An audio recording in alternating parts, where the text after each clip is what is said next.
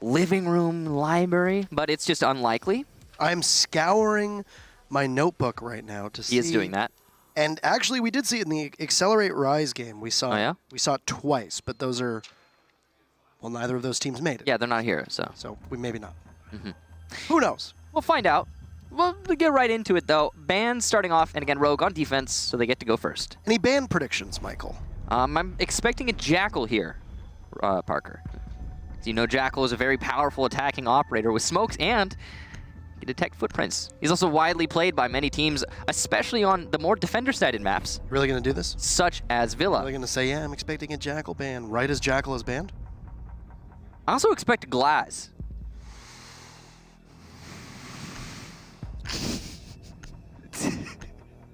Maybe an Echo or a Maestro, probably a Mira. That one's a little bit late there. Sorry about this that. time. We've probably seen an Echo or a Maestro band out here. There are other options, and those are likely. I would say we're probably going to see a Maestro ban here, given the way that these two teams play, and there you have it. Yep. So to leave Echo unbanned. Interesting. Echo has not been banned so far today. Yeah, that is kind of weird. You don't see that very often. We have been seeing a lot of Maestro, though. Both of the two maps that we saw in FaZe versus NIP, Maestro were banned by FaZe. So, I mean, again, interchangeable operators. They do different things, but they do the same thing at the same time. It's weird. It's just it's accomplishing the same objective through different means with Echo and Maestro, essentially. Aviator Games or AVG going to be our first go-to site here for Rogue. Stands to reason. The standard site for pretty much any team on Villa. I don't feel like we've seen a lot of Space Station play Glaz recently, so it does make a lot of sense that they would ban the Glaz out, because True. Rogue does play Glaz quite a bit, and they can put Slash on that role if they need to. Rogue also banned out the Maestro instead of the Echo, I'm guessing, because of that player on the opponent's side that, of course, we all know and love as being so good at that Maestro. Easley's quite strong on that operator as well, but I think that there's flexibility on Rogue's side of things. Yeah. I have not been entirely sold. I have not been entirely sold on Redeemer playing on Echo, not the way that he used to. He just has so much better fragging potential on the Echo overall.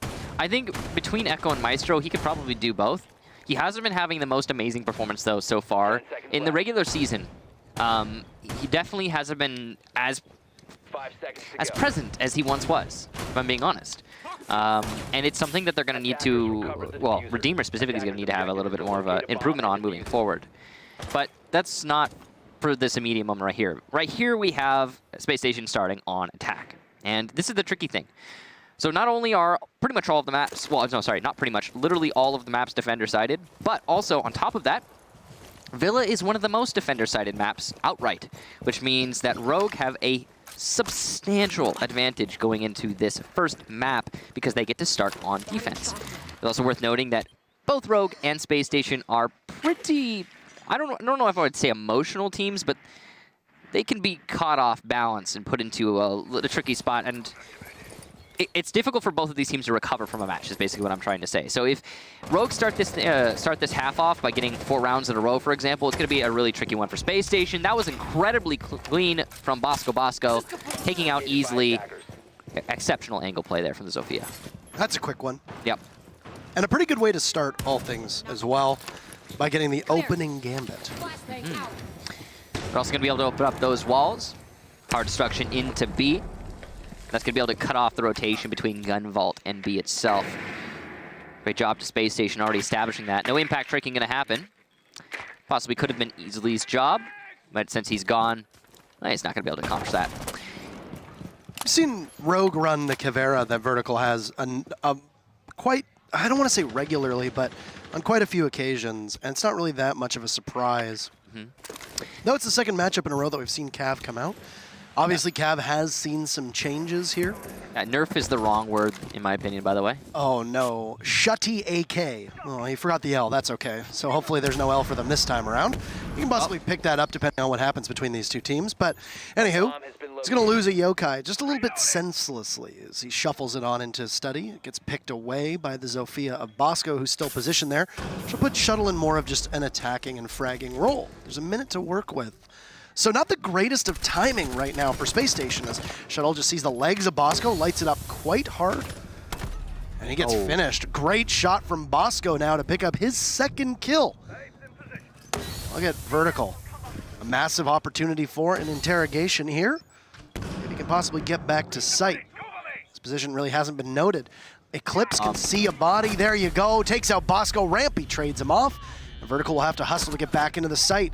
Cannot outduel Thinking Nate and Space Station in a 4v1 with Slash, trying to silence his phone, playing behind the bar. Diffuser going down from Redeemer. You can hear the case open up, but Slash knows that he probably doesn't have the coverage. He's cut off by a smoke grenade. He tries in vain, but is not looking in the right direction. Trying to peek around the corner, but there's 4 bodies from Space Station, all of whom will be trying to guard that diffuser and prevent Slash from being able to disable it as the smoke wanders on. Still a logic bomb available for Chala to use, and on the table, this is a perfect time to do so. The DMR will rattle off, and no headshot there from Slash at all. Chala will finish things. And only 1 member of SSG went down in the ensuing fray. And Space Station on attack will walk away with round number 1. It's really good to get that early pick and early round for Space Station, especially again considering they were starting on attack. They're gonna have to attack on the same site there. 2 times in a row, it looks like Rogue are gonna stick to their guns on AVG. Now, in that last round, well, I really don't know what to say. Rogue had a lot of opportunities to even that out, and Bosco was given essentially 2 free kills at the very beginning of the round. I don't know what Easley was attempting to do, playing that hallway facing into Study. It's a very dangerous angle to play. Another curious thing is that either he didn't have a Lesion Trap set up, or his Lesion Trap was shot. If his Lesion Trap was shot, not the best plan to actually play the angle knowing that your information gathering is no longer available. You know somebody's going to push it, yes, but the Lesion Trap can give you the timing on the fight. Easley did not have the timing, and thus he lost the fight.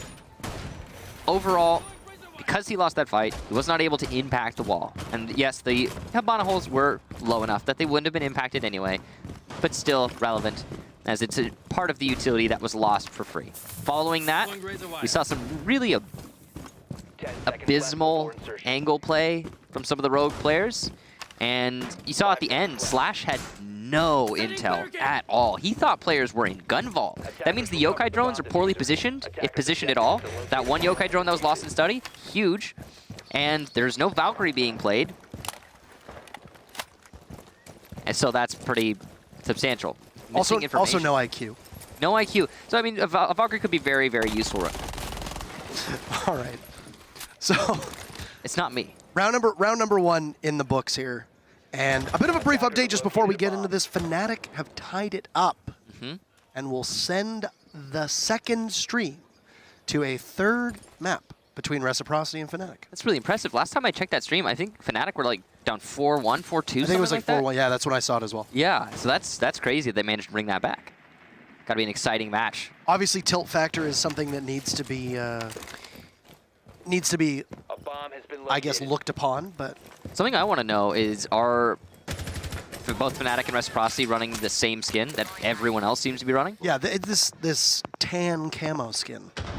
Yeah, it just blends in so well on these beige maps. Every single person is running it. Now, with the failure of the Aviator endgame site, well, there's an opportunity to go back there if Rogue so chooses. But no matter what, you're going to have Rogue playing on that first floor yet again. And Pulse play has been a little suspect so far today. We really haven't seen anything that great out of any Pulse players on either FaZe, NiP, or here on Rogue.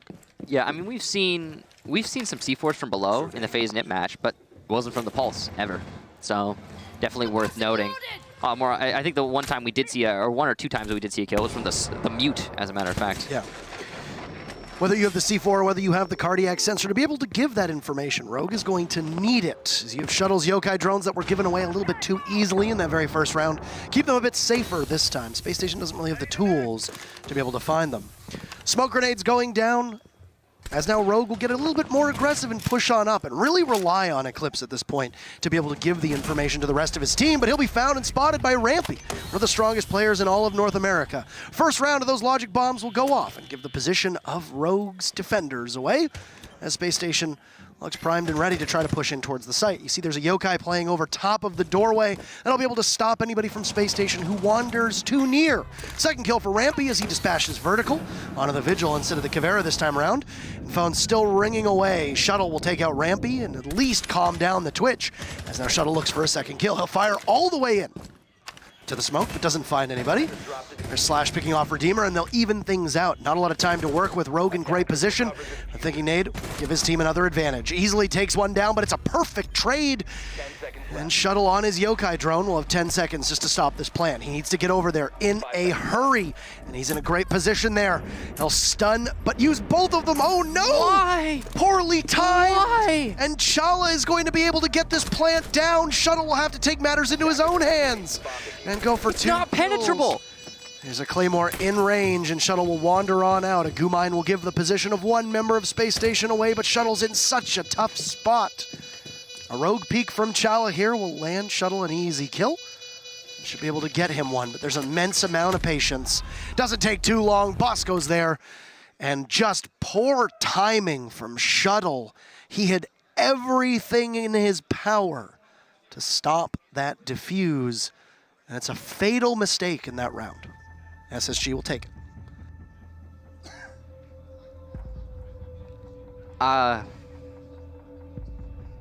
Big whoops.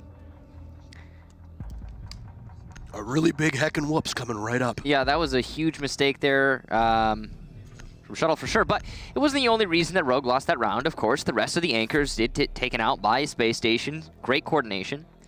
Now, if I'm not mistaken as well, this is really confusing to me. I don't think that bar is penetrable. I'm pretty sure there's metal plates behind the bar. So, a little bit of lack of knowledge there. Either that or I'm the buffoon for assuming that, or whatever the case be. Nobody would say that about you. Thank you, Parker, but people have said that about me in the past, I'm sure. Anyway, Space Station now up 2-0, and that last round for Rogue looked a lot closer than the previous time when they tried to defend AVG, the first round, but it just wasn't enough. They're going to change who's playing Echo. I think that's the right call here for Rogue. Keep Echo in play, but switch up the person on that role. They've also decided to bring the Valkyrie, which is fantastic, an operator that's been available but underutilized so far. At the same time, however, IQ has been brought out. So the counter is in from Space Station, and it might be too late here for Valkyrie to be relevant because of that IQ.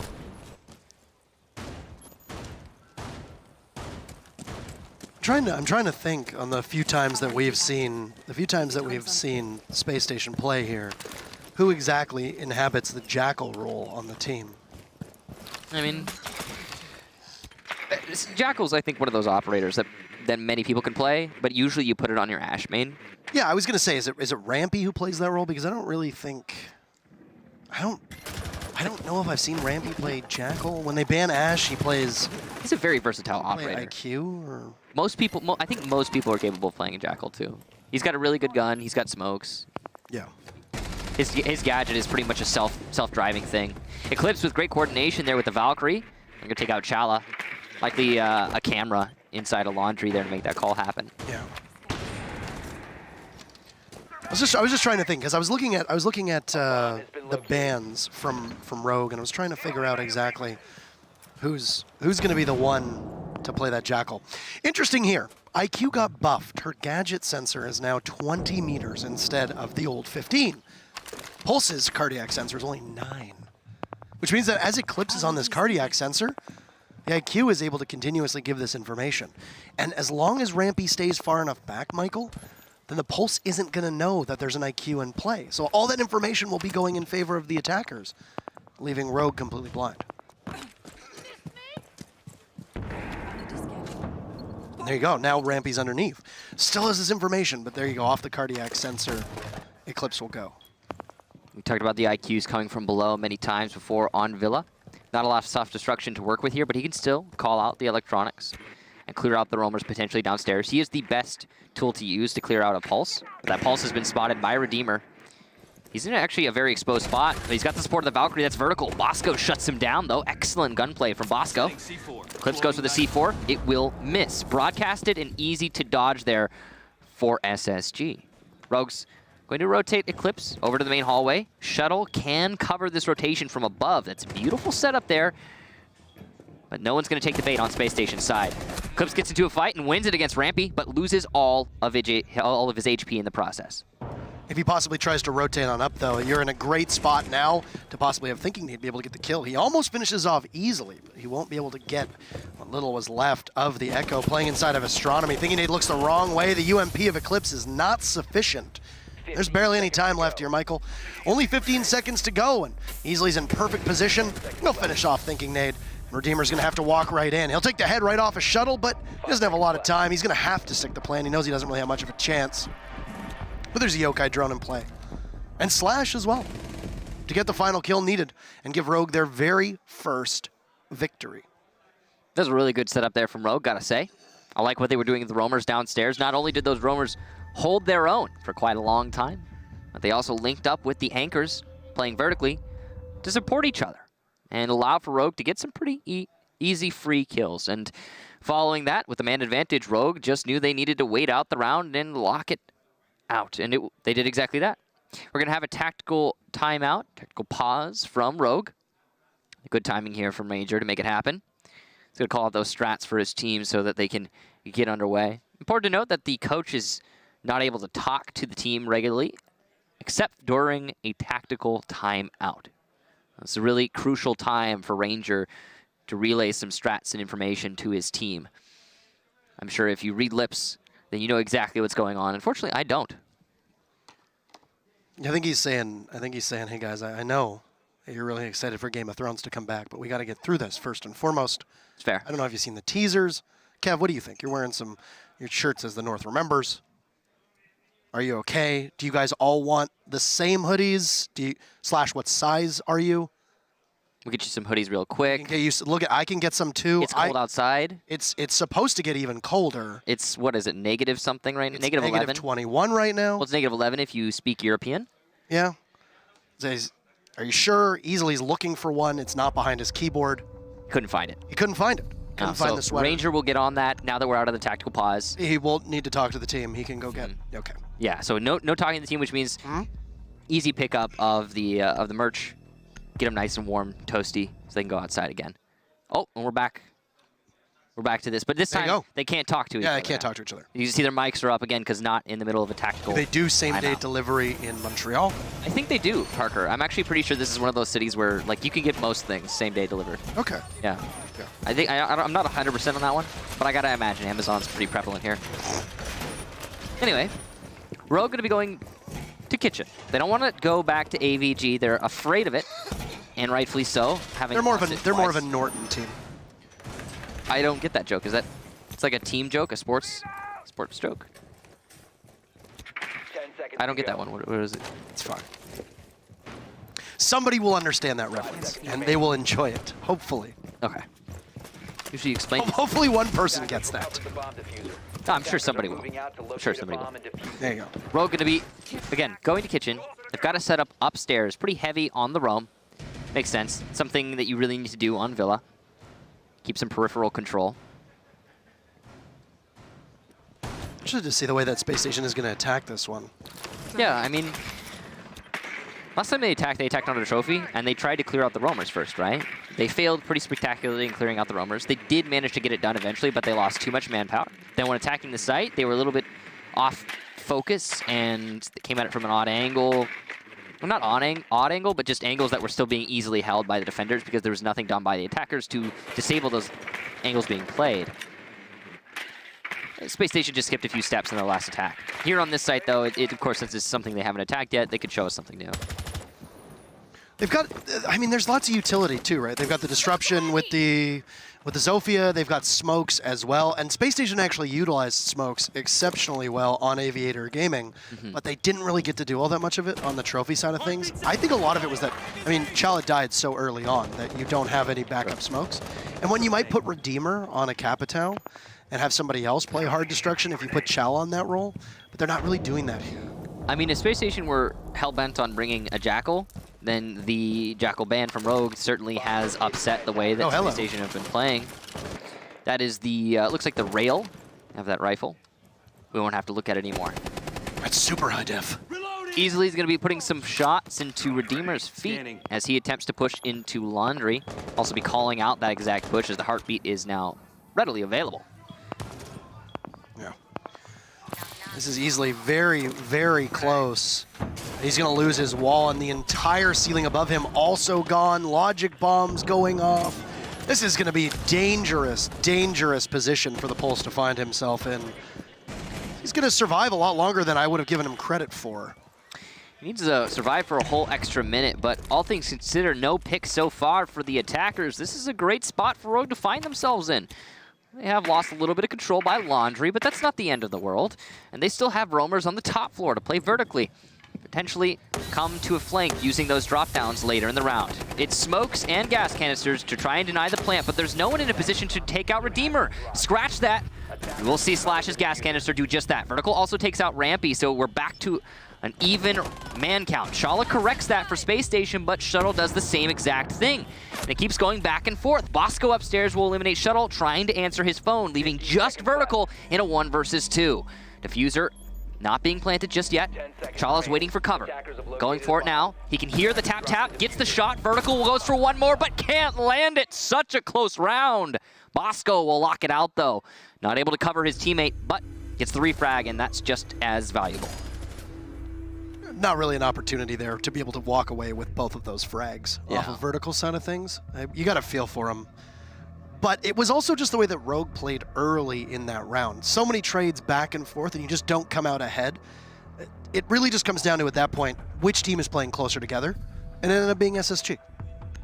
So, Space Station have already won this half. Currently, the scoreline is 3-1, yes, and potentially this could go to 3-3, but that is beside the point. The 60% defender win rate on Villa is why Space Station are in a commanding position right now, even if they lose all of the subsequent attack rounds.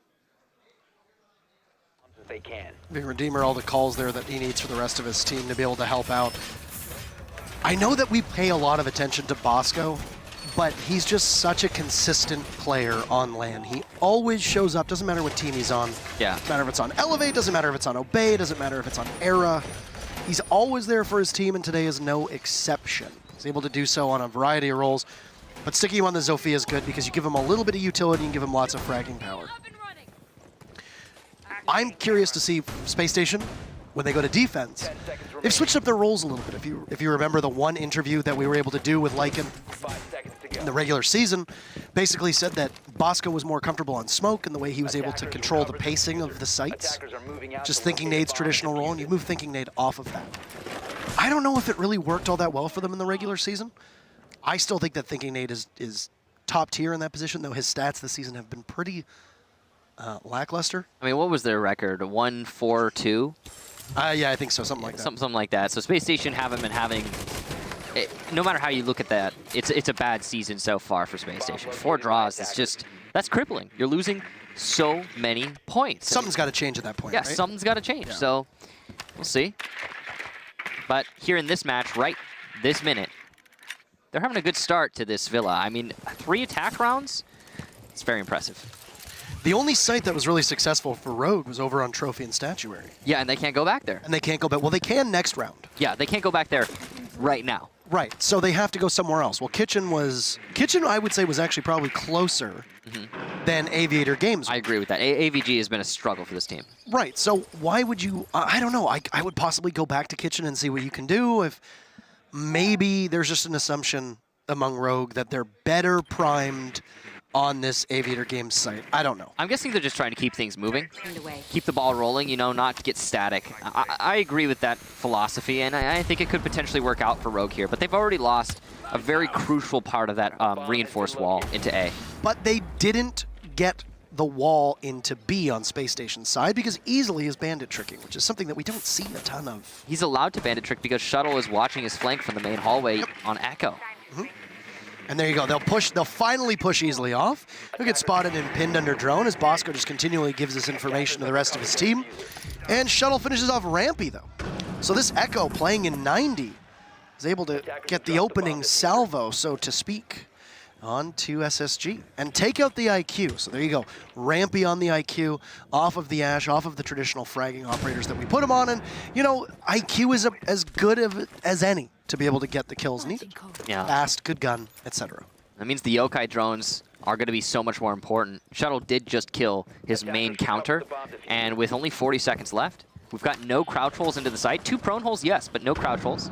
And it's going to be hard to access because of that. Rogue also have control of these roaming positions still, by 90, for example. You can see the Thatcher trying his best to get control of 90, but it's going to be a really difficult take there, especially with these gas canisters starting to come out. Chala has worked his way into sight, though. He might be able to get an easy 2-piece if he catches somebody off guard. The Nitro Cell will go out, though, and Eclipse perfectly placed.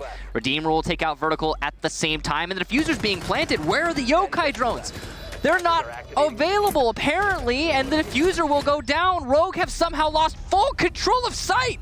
SSG just waltzed in and planted. I have no idea what I just witnessed. A lack of utility, and you hate to point fingers, but that's the second round where you've got a yokai in play in a common plant spot, and you can't do the trick. This is actually something that has befallen Space Station a number of times, and True. Redeemer has worn this through a variety of losses where he doesn't have his yokais in position to be able to stop the plant. We have a good visual on how long this plant is going down. Bosco gets tagged in. He's sitting in the midst of smoke. Over by the bar, he's getting the plant off quite successfully. And there's just no information. There's none at all. Shuttle is totally blind. And the Echo's not working for him.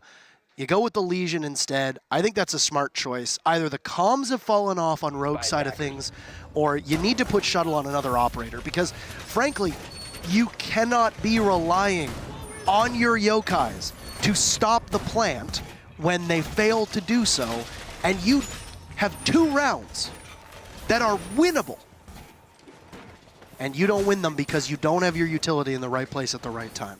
You know, it's not necessarily just the yokais, too. I mean, you're talking about information as well. There's no Valkyrie being brought that last round. Instead, they decided to bring a Bandit. Here, we have a Valkyrie. Great. But 10 seconds remaining. I don't know. Lack of information, poor calls, whatever you want to blame it on. Yeah, it's really unfortunate the way that ended up happening for Rogue. And because they failed to defend AVG every time they went to it, the standard bomb site, the primary bomb site for most teams, they are now in a crippling disadvantage in terms of round count. I mean crippling. We're 60% win rate for defense on Villa. And you're losing 4 attack round or 4 defense rounds. That can't be happening, man. And you got to imagine once SSG switch over to their defensive half, unless they make some pretty serious blunders, we're going to have a really one-sided match here. Yeah. But I mean, who knows? It's possible. Space Station, again, one of those teams, they're really hard to predict. Sometimes, you know, one moment, they'll be performing, having an amazing match. The next moment, it starts going the other way. It's funny, though, because I think SSG has kind of morphed into a much better LAN team. It's true. You know, USN, they looked pretty good. DreamHack Winter, they looked pretty good. Yeah. Now here, at least the start that they've had so far, they look pretty good. It's very similar to Ninjas in Pajamas last season. Remember, Ninjas in Pajamas last season were almost a tire fire for most of the first half. They come to Paris, and what do? They tear it up. They make it out of groups. They're the only Brazilian team to make it out of groups. And they give EG a run for their money in the quarterfinals. The same thing happens in BR6. It's absolutely a fair theory, and honestly, it makes sense. But what really worries me is the inconsistency. Like, yeah, okay, they're a LAN team, but I don't know. It's worrisome because, I mean, what's happening to NIP now? I mean, they didn't just lose their match against FaZe. They got absolutely, well, they got it handed to them against FaZe. And this is, again, it's on LAN, so that comparison, not good necessarily. We just saw a Valkyrie camera go down, and we also just saw a yokai go down, and in one round, SSG has managed to take out more utility with an IQ than NIP did for their entire series. It feels like it's something they can possibly learn from there. Yeah, maybe. But here's what I like what SSG is doing at the moment. They're basically fighting all onto the actual site itself, and they're going to force Rogue to retake. Yeah. They are completely ignoring the roamers, it appears. And that's going to be a major problem for Rogue, because you've got both the Valkyrie and the Pulse downstairs, who will now need to have to worry about flank watching. Those players, though, both of them have C4, and it looks like it's an adjustment from SSG. One player at least coming down to try and clear out underneath. Dokkaebi going to use those phone calls to disrupt these defenders, but with 30 seconds left, all defenders still alive. This should be a round for Rogue, all things considered. All they need to do is wait. Still control Master Bathroom. Easley's taking full advantage. Eclipse is going to get a C4 from below onto Chala, as we expected. Diffuser's being planted and no Pulse C4 available. It's also on a hard floor. Easley and Eclipse both get one for themselves. Just 2 on Space Station. Easley's inside a Master, and he will flank Bosco. Finally takes him out, but that was very scary for a second. Rogue will take the round, and an excellent retake. Not enough manpower being chopped away there from Space Station in earlier parts of the round. They really worked at that utility. Because of that, they were able to get the plant.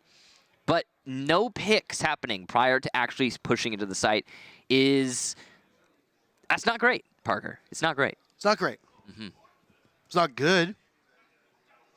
Well, I mean, 4-2 is still a fantastic half for Space Station. Yes, I agree. If you're the attackers and you're coming out of this circumstance like this, then you're going to be comfortable and confident here, right? And we've seen SSG play Villa earlier. They played against Evil Geniuses. They lost, of course, but they gave EG a good run for their money on what would begin, I guess, the reign of terror that EG has had over North America. My only question for Space Station is, how are they going to be able to communicate on defense? Rogue so far have not looked like they're able to really talk to each other the same way that they used to be. And I know that there's growing pains, and you had somebody new to the roster. You had vertical to that roster. You're going to need to make sure that people are still being able to communicate with each other really well. When the comms fall off for Rogue, they get into a lot of trouble. I think also that's part of why you saw the issues with Shuttle's, Yokai play. I like the change that was made from Rogue, putting Easley on that Yokai. He really held that round together, not just in terms of information, but also in terms of killing. The MP5. I don't know. I think if Space Station ends up taking this round right here, they're going to be in excellent position to carry on forward. I mean, if they... and possibly put it away. Rampy with the 6-pick on Nakav, as long as he's been able to evade all of the drones, then he might be in a position to surprise somebody.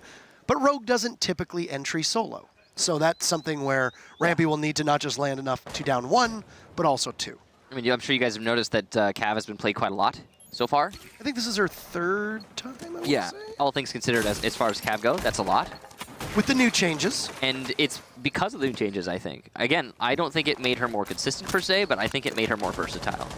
Got a lot more range there on her weapons, and it does show. It's really important that you can be more versatile as a player and an operator in this game. Eclipse is going to take a little bit of early damage there. Not sure exactly where, but already lit up. That's not great. Slash playing on the Blackbeard. An abnormality, to be certain, but not the craziest thing. Blackbeard's still very powerful if you just want to win those gunfights. Ooh, the Yokai Giant might actually get zapped there on the Thatcher, and yeah, it will hit the floor, so potentially could be executed. It just sounded like he lost it as well. Yeah, it looks like he lost it. So that's a pretty big win there for Rogue. IQ and Thatcher is a very potent combo to try to pin down Redeemer. And it's actually kind of funny because you think back to this team on Space Station ages ago when you knew that Echo only had 1 Yokai at the time. EG actually ran an IQ an awful lot back when IQ saw very minimal pick rate solely to counter Redeemer. And if you can basically cut him out from the rest of the team, then Space Station's fortunes fall very fast.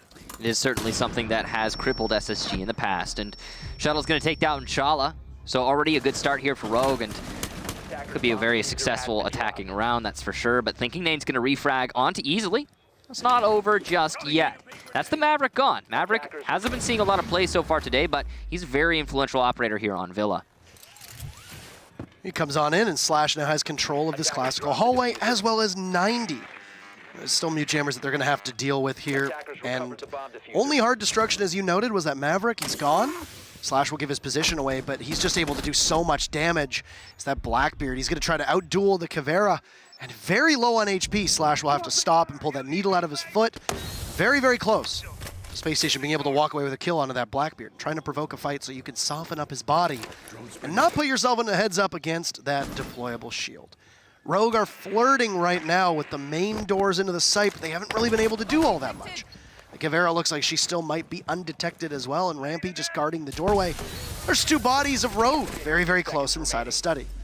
There's a push all the way over by the Master side. 3 bodies of Rogue will have to choke through that smoke. Vertical gets downed. Shuttle almost stopped as well. Oh, Rampy, a Pokeball to take out Vertical. Eclipse is there, but Rogue is running at a time. No diffuser going down, and Space Station will just hang on. And what ends up being a complete fistfight. Redeemer's fired up, and Space Station will take the very first defense on Aviator. Probably look towards Trophy and Statuary as their second site. Yeah, 3 attempts at AVG from Rogue, all failures. 1 attempt from Space Station, and they managed to make it happen, and that's the difference maker here in this match right now. An inability to defend AVG is really what crippled the first half for Rogue. Now, that last round, Rogue were all over the place, man. I mean, they tried to push into Aviator with, what, like 20 seconds left, 15 seconds left, something like that. The round was basically over at that point. A couple gas canisters, there's not a whole lot you could do about that. And even the impacts ended up being influential there in that round, as he called them the Pokeball. Now, I don't really know what to say, to be honest. The way that Rogue played that, they were trying to clear out roamers on the north side. And once they cleared out those roamers, they were also trying to clear in through Study, but they didn't ever actually clear Study. And because of that, the Thatcher was... I mean, it took him a long time to meet up with his team. Aside from that, there was too much utility on the defensive side, ready and waiting to deny the push, because Rogue got distracted with the players who were roaming downstairs and by the main stairs. They didn't get enough payment for hunting those roamers either. Not enough of an advantage to really matter when it came to the site take. How much of that do you also think falls on Rogue just not bringing a Heart Breacher? I mean, they brought the Maverick, right? He got picked off super early. I think Maverick can do a lot of the hard breaching you really need on that side in particular. All right, you could open up all the holes that you need to cut off rotations on Gun Vault. You can make crouch holes pretty easily with 1 canister. It's not a difficult thing. So, I don't know. I think the other hard breachers would have been easier, certainly. But Maverick can accomplish the same thing that you need. It's just going to take him a little bit more time. On that note, though, also, Rogue's time management? Dreadful. Dreadful. You had 3 bodies trying to funnel in through the same entrance. At 15 seconds. 15 seconds to go. Yeah. And I think it was Shuttle who got downed. I can't remember exactly who the very first one to get downed was. One of them. But they almost blocked the entire doorway, maximizing the amount of damage that those toxic canisters could do from the smoke. Yeah, and then the impact finishes off the one who's down, downs another. Yes. I mean, it was just a stack of utility because, again, that utility hadn't been worked away from by Rogue. Rampy giving them the old 2-for-1 right there. Yep. So, Rogue using Vertical as the best that they can. He's an exceptional entry fragger, and they've been able to get him inside with a multitude of drones. This Maverick poke holes that have been created means that Slash will basically be immortal. Yeah. This is why they brought the Blackbeard, so they can combo it with the Maverick. It's a potent combination. It is, but it's almost a pure fragging combination. There's very minimal utility that you're bringing. Yeah. You rely on Vertical to be able to land those shots in Astronomy, and he can't do so. Every single member of Space Station full HP. Thinking Nate hurts Slash, but Slash will walk away with the kill, and Space Station will be in trouble here. Here's Vertical trying to make sure they can pin down the body playing an Astro. You've also got Shuttle there on Repel, and this is a very dangerous position for Space Station. This could go bad for them in a hurry. Vertical looking for the angle, but he's yet to find it. I mean, he's been hunting for this for a long time. Shuttle also missed his Firebolt.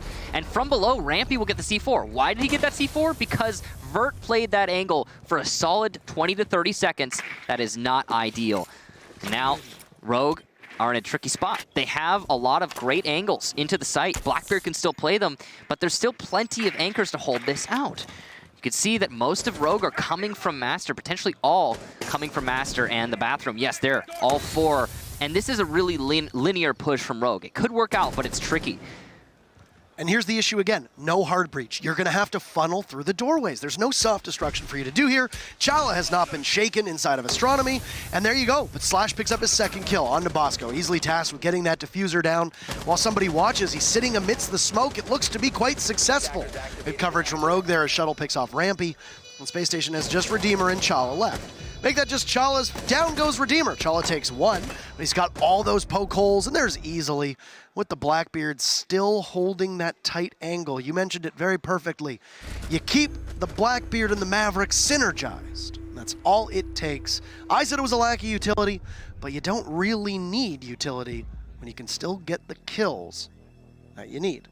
Now be Rogue being able to answer back. Now Space Station can go back to Trophy, or they can roll the die and go downstairs. So, we'll see what they do. It looks like it's going to be going back to Trophy. And I think that's the right call, honestly. I think they could have easily taken that, and now that they know what they're dealing with, there's ways to counter it. The combination of the Blackbeard Maverick there were what managed to get Rogue that round, hands down. Pretty much everywhere else, Rogue were having difficulties. The Capitao, covering with the smokes, was also very important. There was a lack of echo as well on the defense, and that has been corrected by Space Station. So potentially can deny the plant this time around from off-site. And it's a good pick here from Redeemer. I'm not sure why they went without the echo in the last round, but it doesn't really matter. It's in the past, and it did cost Space Station quite a lot. I mean, yeah, the plant was going down under smoke, and Echo can't see through smoke using those yokais, but it's not that hard to pinpoint the location of a planter when you've got some yokai drone directly above him, or at least in the same room above him. 5 seconds left. It's pretty obvious when the tip-tap on the keyboard of that diffuser is going off. But again, we'll see if Space Station can make that happen. As we've talked about previously in this match, Redeemer's yokai play has not been amazing as of late. No. When we saw him transfer from the Echo to the Maestro, he's now since transferred back because most of the time he's playing. Maestro gets banned quite a lot, but it hasn't been as potent as it was in the past, and we're still looking for that to change. And this could be the opportunity for Space Station to, or Redeemer specifically, to prove that he's still got it on this operator. It's a very similar lineup for Space Station as well, and oh no. That's free. Just, you know they're running an IQ. They've got to run an IQ. I mean, yeah. We're talking about Villa. IQ not only is pretty much essential when you don't have an echo band period on any map, but also Villa, dude. She's so good here. Bit of a spoiler there. Thank you, Chala, showing off the VIP Jaeger skin for the Invitational. Oh, yeah? Yeah, look at it. It's all silver and gold. There it is, there yeah. It is. About a VIP. That's VIP. Those are for the VIPs that will be attending the Invitational. Very nice, Chala. Thank you so much. Yeah. Now, here's an issue for Space Station. Vertical has been on the pulse hunt. He caught Rampy downstairs. It's pushed Rampy down to the basement. Obviously, that 20 meters on the range of IQ's gadget will be incredibly potent. Powerful, which means that Rampy will have to just be able to get back to site blind because there won't be that much there for him. I don't really know how easily got in a position to engage an Echo, especially when Echo has the Bearing 9 sidearm equipped, but... Looks like he was just opening the wall and he got taken out because he peeked into his own hole. That's unfortunate. Oh, what? Oh, Slash picks up 2! Oh, Chala and Redeemer pop up, and Spencer sits them down. That's Slash. What a play. 2 for the price of 1. We've been seeing a lot of that today, and that was basically free because he managed to get that. Now Rogue are back in this round. It looked like SSG were going to be able to lock it out, but not the case anymore, it seems. As Eclipse takes down Rampy, it is a decisive advantage here for Rogue. They've been very slow with their attack, but that's all they need to do in this situation. They don't need to rush it. They've got plenty of time and utility to give themselves the advantage. And they still have Vertical, who can take out those goo mines and take out those traps that might be laying in wait for the rest of the team. Bosco on that old familiar smoke roll, in a great spot to just be able to hold people off. But there isn't a lot of room to sit comfortably on this site, especially as everybody starts to close in on you. Leonade will put good use to that weapon, take out Shuttle, and there goes the Capitao, and the only set of smokes that you have available to allow Bosco to just continuously blanket the site. Slash, as well as Vertical, will push in from the same direction while Eclipse eliminates Thinking Nate and Bosco. Need to walk on into the danger zone. Is there adequate coverage? Diffuser going down from Vertical, but Bosco is blind. He sees the Blackbeard shreds through Slash as there's poor coverage. You can hear the Thatcher at the AR-33 inside a Master. Spots exactly where Bosco is. SMG-11's got a little bit more difficult recoil to have to work with. He'll have to try to get that diffuser down. Rogue will stand pat and just simply wait for the time being, as Bosco will be very exposed as he tries to cross on over.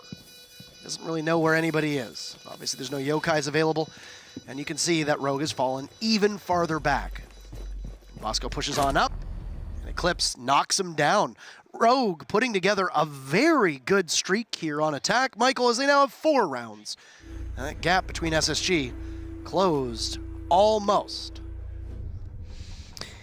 Wow, that was an unfortunate round for Space Station. Any other operator apart from a Blackbeard, and that would have been Space Station's round.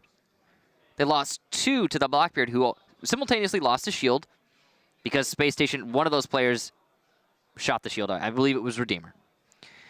Either way, we haven't seen so much value gotten out of a Blackbeard in a good long time. I mean, we've seen Blackbeard play. He's still a very good operator. But the amount of value that Slash is getting out of him is ridiculous in this match so far. Slash is a really underrated player. It's true. I mean, he's a quiet guy, doesn't really stick much to social media, doesn't stream, just shows up, plays well, and leaves. That's literally it. He lets his talking happen on the battlefield while also helping lead the rest of his team. And right now, as Space Station takes their tactical timeout, it'll allow Ranger to come back in and discuss with the team exactly what went wrong in that first half, how they've corrected it so far in the second half. Yeah. As Aviator Games is going to be unlocked again for Space Station. I can tell you on that note, by the way, while Slash is a pretty quiet guy, he's got comms on lock. His comms were always good. Never panics. One of the more focused players. Makes sense to put him on that Blackbeard. Aviator Games here from Space Station. And this is the only...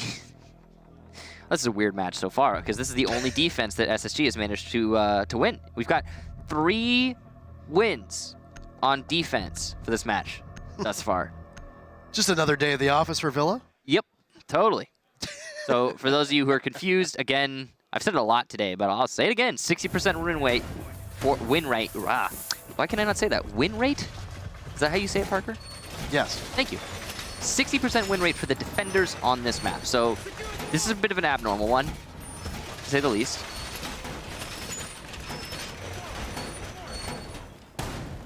AVG, the setup coming in here. Got an interesting lineup here from both teams. Of course, we're going to be bringing the Maverick and the Blackbeard combination yet again from Rogue. And why wouldn't they? It's been working out really well for them so far. The one time that we saw a defensive win, actually, matter of fact, they still had the Maverick Blackbeard, but Maverick died before he was able to open up any holes, and that's probably why SSG were able to take this site. That makes you wonder, now that Maverick's still alive, he might be able to influence this round before he dies. If he's able to do just that, will Space Station be able to defend this a second time? It might not be the case if they can't figure out how to counter that Blackbeard. I mean, basically what we saw out of Slash is after the Maverick went down, Slash was playing on 90 window, he repelled on in, he walked down Classical Hall, all the way over towards the bar entrance, over by the pool table, exactly where the drone of Slash is heading right now, almost as if that's where he's going to intend to go.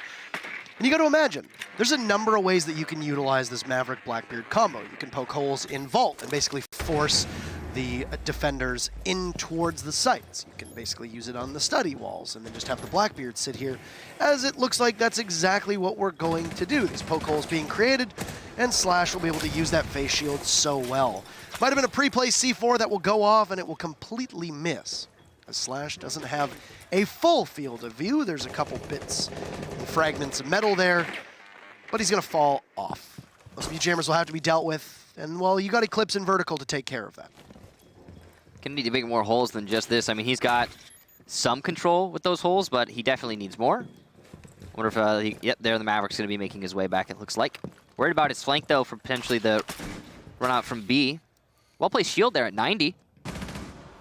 It's going to afford a lot of control to any potential defenders there, but it looks like nobody's actually playing it anymore. I I feel like we don't often see a deployable shield at 90. Am I crazy? No, we don't often see it, but I mean, it's a good position to have it. Oh, absolutely. Some angles you could play that would be pretty powerful. Especially with an ACOG, which, speaking of, we've actually seen very minimal Rook and Doc play so far today. I mean, that might be different in the Fnatic Reciprocity game, as we haven't really known their operator lineup here, but the one thing is you typically would see more of goodbye Slash. Thinking Nate absolutely destroys the Blackbeard, has easily taken some damage as well, trying to aid his teammate. About 25% of his HP is easily will go on back towards Study and head on to Drone to try to give more intel to the rest of his remaining comrades. Slash was not prepared for Thinking Nate's aggression there, and it was the right thing, the right solution for that problem. Being able to take out the Blackbeard is going to be huge for SSG, and considering we're coming down to the last 30 seconds, and that's the only kill so far, I mean, this is about as good as it gets as a defensive team. Captile Firebolt is going to likely kill Thinking Nate. Well, it will inadvertently, as it forces him into the crosshairs of Easily, which makes for an easy kill. On the middle stairs, Jaeger will go overlooked by Vert. That is a huge gamble. And Eclipse from behind, also going to take down one. Rampy able to refrag it, doing a whole lot of work in this round so far. Easily gets picked up, but the shotgun blast from Bosco will get him down along with his teammate. SSG take another round, their second defense so far, and put themselves on match point. Here's the worry if I'm Space Station, though, is that was a great play and a good recovery. Bosco played that really well. Thinking Nate almost essentially won them the round by taking out Slash so early on. But here's the bigger issue. Space Station is 2 for 2 on Aviator Games, 0 for 2 on Trophy, and Aviator Games is going to be locked unless overtime occurs between these teams. Yeah. So you have to do something that you haven't done yet as the defense, and you need to win on a site that is not Aviator Games. Space Station, I think, realizes Trophy hasn't worked for us twice. Let's go somewhere else. Dining Room and Kitchen is going to be the contest here. With the game on the line for Space Station, I think if Rogue wins this round, Rogue probably pushes us all the way to OT. This is essentially a do or die, maybe not statistically, or mathematically, but I think mentally, this is do or die for Space Station at this point. Here's the problem. I can think of some pretty potent places to put the Blackbeard and Maverick. There is no Maverick being brought, though, this time. They've instead decided to bring the Habana instead. Not necessarily a crazy adjustment. In fact, it makes a whole lot of sense considering the site. Of course, they had no way to know it was going to be this site, considering it is not revealed in the reveal phase. But at the same time, this is good operator abilities available currently to Rogue. And both these teams going to be, I think, in a good spot, but more so to Rogue that they were able to adjust. I mean, even without knowing it. Right. How much of a vertical presence is Space Station is going to have, or how much of a vertical presence will Space Station have? That's something to keep in mind here. As it does appear that for the time being, Rampy will be upstairs with that ACOG, possibly trying to contest over on Master. It looked like he was over towards 90, but then he was inside of Trophy. There's a shotgun barrel of what appears to be Chala's mute, just waiting at the doorway. Dangerous. This is very interesting. Yeah, it looks like they're definitely focused on roaming heavily on the top floor. Not the end of the world. Shuttle tries in vain to get that goo mine. It's kind of hard to tell sometimes. There's a lot of presence up top. I mean, even a yokai drone. This is exactly like what I believe it was Nip did on the main floor. And oh, a great read from Vertical to take out Rampy. I don't think he saw that one coming through the barricaded window. And that'll be a really big first frag for Rogue. I thought that was a Jaeger when I first saw him. It's that skin, man. It's super disorienting. You see it on everyone, and you're like, who is everybody? I have no idea. Well, an early kill there is going to, like you say, be a huge boon for Rogue, and given that that's going to allow them top floor control, it's even more so. SSG has decided to fall off after that loss, and I think that's the right call for Space Station. They don't need to commit themselves wholly to the top floor as they are defending Kitchen. It's so far been not a great round, of course, but so far, we've only really seen good rounds from Space Station on AVG, as you talked about earlier, so it's not terribly surprising. Though, since this is new, you know, one would hope, if you're a Space Station fan at least, that they would be able to adjust to something different. Eclipse will go fishing, doesn't find anything. Bosco a little bit lower on HP, but the smoke is able to get away. And the wall just outside of Laundry over by the kitchen will get taken from the Hibana. So we see easily off of that Maverick onto a more traditional hard breacher. He'll be there to escort Slash. Ooh, a beautiful shot and just a one tap. As the shield of the Blackbeard is very low. He's still got one in reserve. Surprised he hasn't swapped off just yet. You still have Eclipse patrolling from above. Goodbye to the IQ. Bosco shreds through him. And there goes Vertical, whose impact in this particular matchup has not been all that strong. A drone also tossed out, and a possibility of a run out from Thinking Nade as he'll use an impact grenade on where is a typical spot that lays a claymore from the attackers. Thinking Nade will head back into sight. Eclipse is there from above, eliminates Chala. A lot of breathing room for Rogue as they are very well healed. That's Thinking Nade on a great rotate. Sight control is still there, but the buck looms large over this site. Thinking Nade taking down Shuttle, and this is still very winnable. Easily eliminates Bosco, but Thinking Nade downs one. Eclipse will need to go for the kill, but he's out of time, and Space Station will take it in miraculous form. Out of nowhere, Thinking Nade holds it all together, and what a play from Thinking Nade to give Space Station the map. Wow. Whew. That was impressive. Excellent play there, as you said, from Thinking Nade. Just in the pivotal position, he played everything perfectly. He pushed onto the Blackbeard because he knew he needed to fight the Blackbeard on an off angle. He couldn't win a straight up one-on-one because it's Blackbeard. Go figure. So if he challenged through the Hibana hole, he had no chance of winning that fight. But he took the off angle, he got the off angle, he won the fight. From there, he rotated to Island. He had the calls from his teammates using the marks, whether it was from yokai drones or something else. He had the calls. Somebody was pushing in from the main hallway straight into kitchen entrance. Got another free kill right off of that because information is king. Then he actually rotated to Island. Following that rotation to Island, he just won all the fights that he's presented with because he was on the right side of that location. With bulletproof cover, I mean, there's not a whole lot the enemy's going to be doing in those 1v1s, and that's all it was. It was a series of 1v1s that Thinking Nade managed to come out on top of time after time. Very impressive. I mean, that was, I would not have put money on that. Though I would have been, I guess I technically would have been 2 for 2 on that because I already owe you a phase jersey and I don't really want to start helping. You be a Space Station jersey now? Nope. Absolutely not. Wow. I am done buying you jerseys. I'm telling Space Station. Let him know. Call Sean Duras right now. They're right over there. I know. They're not too far from us. If I shouted, they could probably hear me. So what do you think has been going on with Rogue? What's your speculation? Not just over Pro League, but they win USN. They look great winning USN. And then it kind of all goes downhill from there. I mean, they've still got potentially 2 maps left in this series. This isn't all over yet. This was Space Station's map. This was Space Station's map.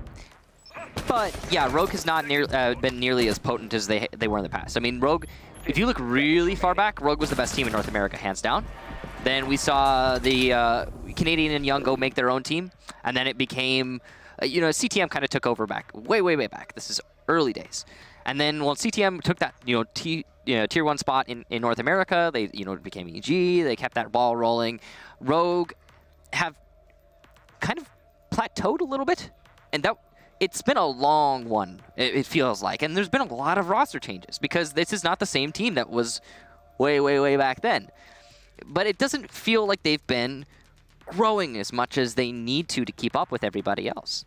And they have some really awesome ideas. I do like what they did with the Maverick and the Blackbeard in that match. I think that was fantastic. Slash played it to perfection, to be honest. He had an excellent job on that.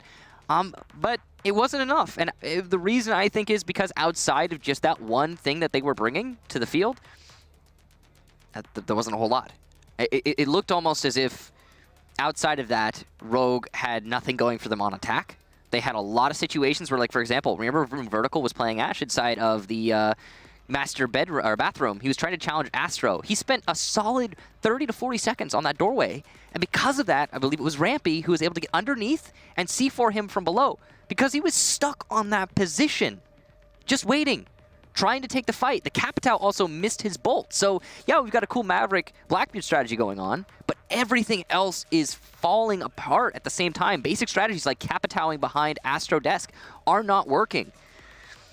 I don't know. it's something that Rogue definitely need to work on. You know, it feels like they have the plans, they know what they want to do, they know what they're trying to accomplish, but it's not as well practiced as it ought to be, and because of that, it falls apart. I feel really bad for the loser of this matchup, by the way. Dude, yeah. Because they have to play the loser of Empire and Immortals. It's a tough group, all right? It's a very tough group. No matter who you are. Yeah. The group, I struggled to really figure out which group is the hardest to play in out of the four. You know, it's not Group C, obviously. Group A is pretty tough, especially with the fact that this Fnatic Reciprocity matchup is going late into the night, so to speak, as it was a massive Fnatic lead that is now tightened up, and it's like 5-4, I believe, was the last update that we got between Fnatic Reciprocity. That one's still going? It's still going, Michael. So who's in the lead right now? Fnatic, so they're tied up 1-1. Fnatic is up 5-4. It's map 3, so that is you know what I gotta say. If you're not watching that match, make sure you don't miss it. Again, it's on that B stream. Are you trying to tell people not to listen to us, Michael? Parker, is it because my voice is about 4% hoarser than usual? Stop. It's a good match, man. You got to catch it. All right, so we're going into map number 2. It's going to be Oregon. And wow. Space Station don't want to deal with that again. Space Station's like, nah. no more. It's no gone. more Blackbeard Maverick. We're getting rid of the Maverick. Forget about that. Although I would say that on this map, I think the... I would say that you're probably going to want to get the Blackbeard. I think the reason they banned the Maverick instead of the Blackbeard, if it's something you don't want to deal with the combo, is because of the basement defense, so you can mute jam more efficiently. There's going to be Thatcher, though, so... I mean, they did it because, as we have said, and I believe this is on a T-shirt idea of mine, Bosco Blackbeard win round. It's true. I mean, in particular on this map as well, I want to say, is when we saw him Blackbeard, it's like, it's the break in case of emergency button. They just put Bosco on the beard. Break glass in case of emergency? Yes. And there's Blackbeard in there? And it's Bosco's got grabbing Bosco's face on it. Hey, if you know how to do Photoshop or GIFs or anything like that. Or it's just something. It's a strat right there. Something, you know. Yeah. We're giving you free content. Mm-hmm. We're giving it away. Well, I mean, no, it's dependent, though, on that actually being the case here in this match. It's dependent on Space Station and specifically Bosco actually bringing that out. So we'll see if it happens. I mean, Slash is going to. I feel like we haven't seen him in so long. Slash is going to actually 6-pick off. Oh! Onto the glass, Michael. Oh! Onto the glass. Double smokes with a glass. That's a potent combination there from Rogue. Also, this is a great set of tools to attack onto the basement. Everything here from Rogue looks good right now. There are also, I believe it was Ying being banned out, so makes sense why that's not there. So you could say that you can break glass in case of emergency. Ha! Actually didn't catch the defender bans. Oh my gosh, Michael. Yeah, I'm sorry. I was frolicking in the grass over there. What? I don't know. I was trying to come up with some random distraction. I don't know why my head went that direction. It's Mira and Maestro. Mira and Maestro. Rogue ban Maestro. Okay. Shocker. Specifically specifically try and counter Redeemer. Put him on the Echo instead. So this is the same defenders. Redeemer's effectiveness on Echo and not on Maestro, it drops. It really does drop. He is scary on Maestro. These are the same defenders that were banned last match. That is correct. The last map, I guess. And are I believe the exact same defenders that were banned through the entire phase NIP match. Really? Oh yeah, no, you're right. Maestro and Mira. So we personally have not casted a single map that doesn't have Maestro and Mira ban. But that's the way that we found it all season, right? Is that I mean, every single time since Maestro was basically created and operator bans were created, there's so little flexibility on the defender bans in comparison to the attacker bans, I find. Yeah. No, I mean, it's the truth. It's the truth. I mean, you look at the top 5 banned for both attackers and defenders, and you'll notice that the defender top 5 bans, I mean, the percentages are incredibly high. Top 5 most banned operators, you'll never guess what's number 3. No, but... No, it's seriously, number 3 is Mira, I think? Yeah. Maestro, Mira, you're going to get those banned quite a lot. And so far at this event, it's not super surprising. It's just, hey, look at that. Neat. Maestro and Mirror haven't been played. Whatever. It doesn't really matter, I suppose. Again, this attack so far from Rogue has been decently efficient. They have to deal with some roamers that are still in Meeting Hall, though, from Space Station. And those roamers are actually really well established. It looks like the Glass has been down. Must have been thinking nade challenging him, or potentially a C4 from somewhere we didn't notice. No, likely the Bandit challenging. So good job to do 50 damage to the Glass. Would have been better if he had gotten him, of course, but hey, damage is damage, and he took none in return.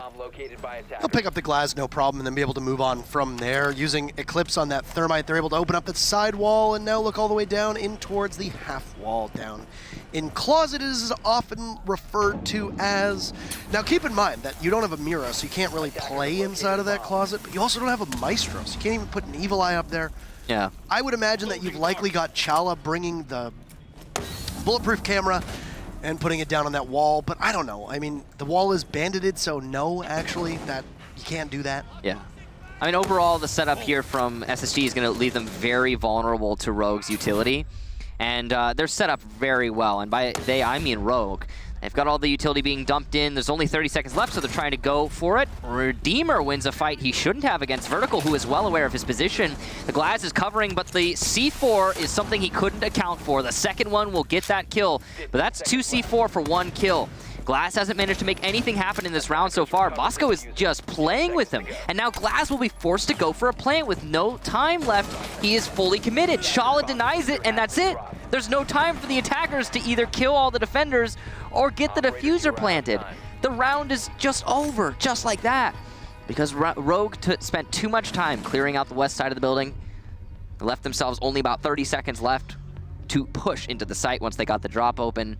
And there was still plenty of utility on SSG's side. Yes, indeed, Michael. It was just like Broadway and my favorite play, a West Side Story. Because they cleared out the west side. And they took a long time clearing out the west side. Is that the reference you're trying to make, Parker? Maybe, maybe not. Okay. So, let's not try and underplay the importance and the difficulty of defending that site without both a Mira and a Maestro. And it didn't appear like there was a bulletproof camera at all, because the only operator that could run it was Chala, but he had the C4.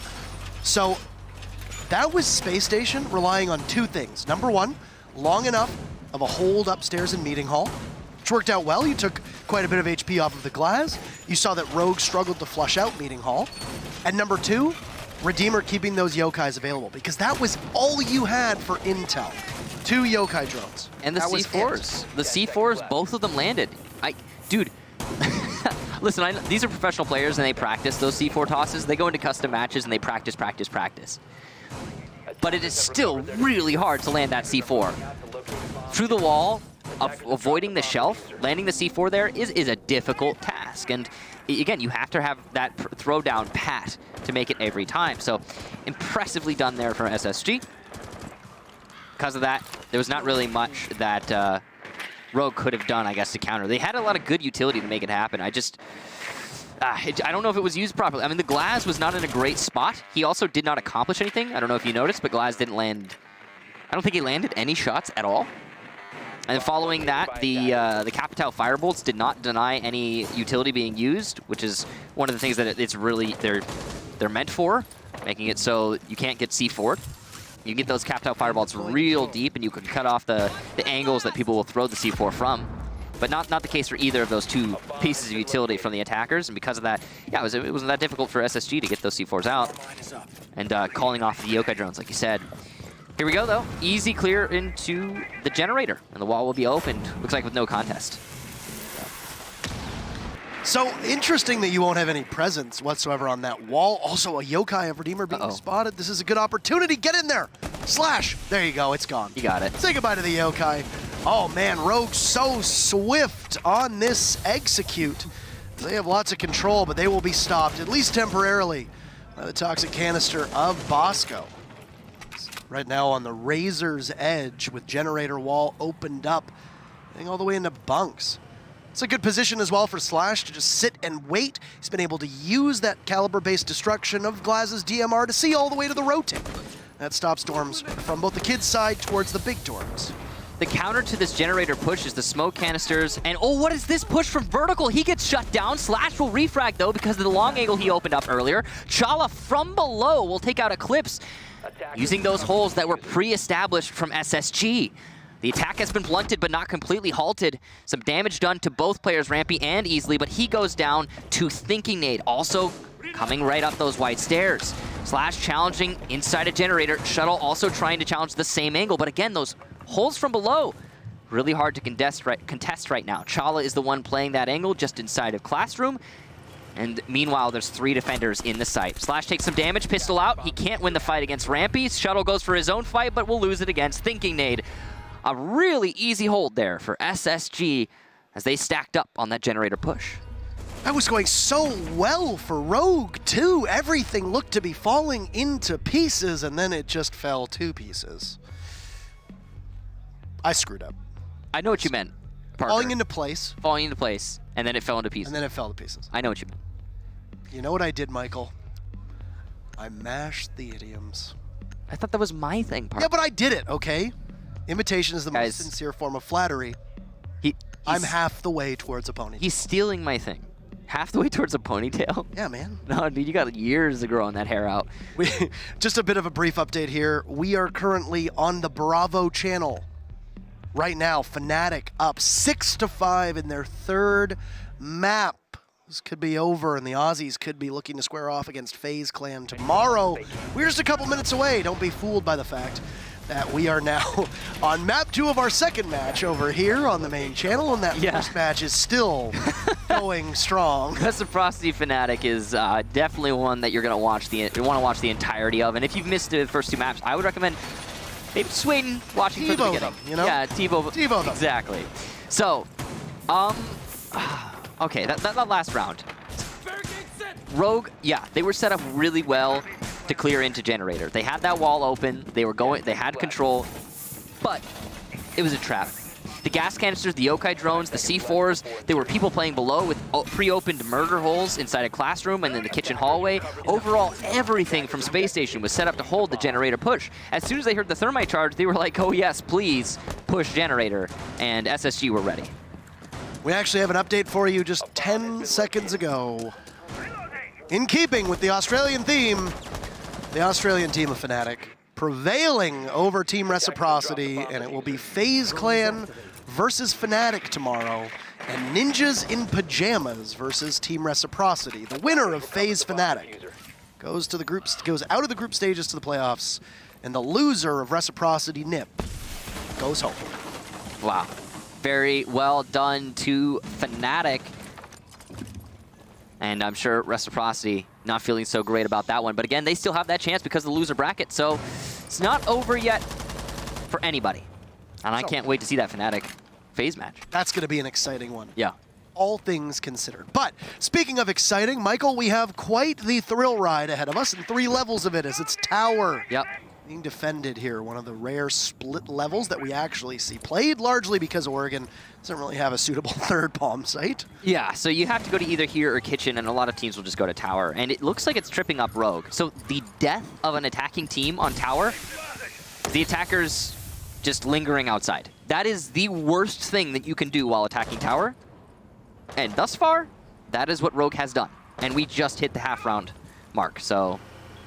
You also saw one of the smokes from the Capitao get used and didn't really do much at all, so that's obviously an issue for Rogue. Thinking Nade just spots Vertical ever so slightly. So the Legion's position is known. Here's one thing as well. Rampy somehow managing to survive. What? He's got the Glaz watching through the window. Also, Eclipse on Repel upside down, trying to flush Rampy out, waiting, but it's the Thermite who's on drone. Trying to give information as to where Rampy is. Thinking Nade possibly going to get pushed from the ash below. Waiting to see if he can make it through here. Oh no! thinking Nate might not be able to make it. He might be wandering right into the open eyes of the Ash, thinking Nate's gonna win it. No, it's Chala who does. Shuttle gets the refrag. Oh. It looks like Chala will walk away, and it's thinking Nate's goo mine taking Shuttle down from the grave. Rampy in terrible position. He'll finally get pinched, and with 30 seconds to go, Rogue have to rappel on in. Bosco from below trying to hold off as the glass entries. He'll possibly see Bosco, and there's a down, but Shotgun's not going to be able to reach quite that far. The Capitao repels on in, and Bosco pops up. Oh no! The Parrot not able to land it. There's Eclipse to take him down. Chala on an absolute tear, but Redeemer needs to be able to get that Yokai down. Oh! There you go. He loses the Yokai. It's going to be a 1v1. Eclipse will be vulnerable for 7 seconds. Redeemer, run! And there you go. Rogue will fall off the plant, knowing that Space Station had it. And Eclipse decides to save the KD, and Space Station right now up 3-0 on Oregon. Parker, what is the death of attacking teams on tower? Taking too long to get in the gosh darn building. Tower. Okay. We rehearsed that. Okay. I know what? No, I give up. call it. It's done. Just shut the stream down. All right, so Just shut it down. yeah, Rogue spent about half of the round, maybe a little bit more. Maybe a little bit more outside. And I am upset that we didn't do that. Tower. Why building? I'll pout. All right, so he's pouting. I'm going to analyze that round. Yes. Rogue spent a lot of time outside. Almost a little bit more than half the round. We saw Vert come in downstairs. Vertical was in Harry Potter also for more than half of the round. He made that on that push. He spent and he didn't really accomplish anything. He kept fighting with the roamers downstairs. You know what would have been great? If one person from Rogue had droned Vertical into downstairs and he had killed both Chala and Thinking on the roam underneath. Then you got a decisive man advantage to attack into tower. You know Vertical's capable of it, but what happened? Nobody was droning for him. He was solo entering onto the bottom floor. That can't be happening. Someone needs to support him. Meanwhile, 3 players are attacking T3 of tower, and it takes them more than 2 minutes to take out the Jaeger upstairs. The thing with the way Rogue played that was you had a Glaz and a Capitao. And yes, I will say, it is extraordinarily puzzling that the firebolt from Capitao somehow I don't know did what happened not there. kill the Jaeger. It was weird. Very confusing. But that can't be the only reason. I mean, maybe it would have forced Rampy to have to move, and then maybe Slash would have been able to kill him, but then you go so deep into the hypothetical game that you can't get a proper answer about whether or not Rogue would have been able to execute. There was just so many misses there, and I mean, there are a lot of teams that struggle with tower. It's not really a surprise. Oh, yeah. So it is impressively done from SSG to defend that tower, but that loss in that last round definitely in the hands of Rogue. Sorry, we're being distracted. Fnatic just walked by, and we're. Can we say what he just? Yeah, there was an unkind gesture paid. He was flashing us a peace sign, is what was happening. Yes, that's what it was. Hey, Aces. So they have smiles on their faces, by the way. We are positioned right next to the stages. Yeah, so. and Fnatic, they just walked by. They have gigantic smiles on their faces, I'm sure, after that win. Yes. So, here we go. Rogue versus SSG. SSG, having already won the first map, are currently up 3-0. And this is, by the way, one of the least defender-sided maps that we have in all of Siege right now. You can just say it's one of the most even maps. It's sure, it's one of the most even maps, Try to Parker. skew your narrative, you biased caster. Yeah, oh yeah, biased. Mix is pro-defense. Yeah, statistically, the defense wins a lot, so I am pro-defense. People say, oh, you know, you're pro-NA, oh, you're pro-EU, oh, you're pro-LATAM. Kix just wants the defense to win, all right? Yeah, absolutely. Do the VOD research. You'll see it yourself. Frankly, it's disgusting. Yeah, defense has a 51.7 win rate on this map, which again is the lowest for, I think, at all. Yes. Thinking Nate playing inside of Meeting Hall. The Firebolt is going to be great in allowing the exothermic charge to be detonated. Bandit cannot trick that, and because of that, you will see SSG fall downstairs. Rogue now have established control over Meeting Hall and the main lobby, and this is a very efficient round from Rogue, all things considered. Getting this back wall just over top of the hatch. In case you are somewhat new to the game, using the exothermic charge, it's almost like the explosion is a sphere around the exothermic Something charge. like that, yeah. So if you get the soft wall that we just saw the exothermic charge of thermite on, it also gets the hatch. Oh no. It's a nice Valkyrie camera, but honestly, I feel like that's a very common... Very basic, yeah. Yeah, it's maybe not basic, but yeah, or maybe not common, basic. That's a good way of putting it. Yeah. 2 bodies right now on surveillance as Slash just outside of the limit of that toxic canister. The thermite will walk right in, and Chala knows that there's one there. But you've also got a yokai in play. Give Redeemer the info. Rampy's just going to rush up. He's going to slap vertical down. That's been a fight that's been happening on a multitude of rounds, and Rampy tends to walk away with that one, as Thinking Nate had done good work against Vertical, who's been having a rough day so far. So little time here, so much utility on SSG's side, and a lot of utility already expended for Rogue. Here comes potentially the last smoke here from Rogue, and still full information from SSG. He knows it's a commitment. C4 goes out, but it's in the wrong place, but the down will come out regardless. Chala gets the spray onto Eclipse by laundry baskets, and there's only 20 seconds left for these attackers to make the plant happen. But still, full information. Thank you for the Valkyrie cam, and SSG are in commanding position. Here we go. This should be the final potential smoke. Second C4, Thinking Nade takes out easily. Glad spraying through the smoke, and he whips out the pistol. He has no more ammunition in the primary, and there you go. SSG, a perfect round, and an easy one at that. Defending the basement once more, and that is 4 in a row. That Valkyrie camera Yikes. should be glowing. And just nobody's looking. They were on it the whole time. Valkyrie cameras have that fluorescent blue ring. The whole time. There's no excuse, Parker. I know there's no IQ. Nobody checked it. That's the end of the story. Really a lack of thoroughness there from Rogue. And this is one thing that everybody can take some salvation in. Even the most common and easiest things work in Pro League.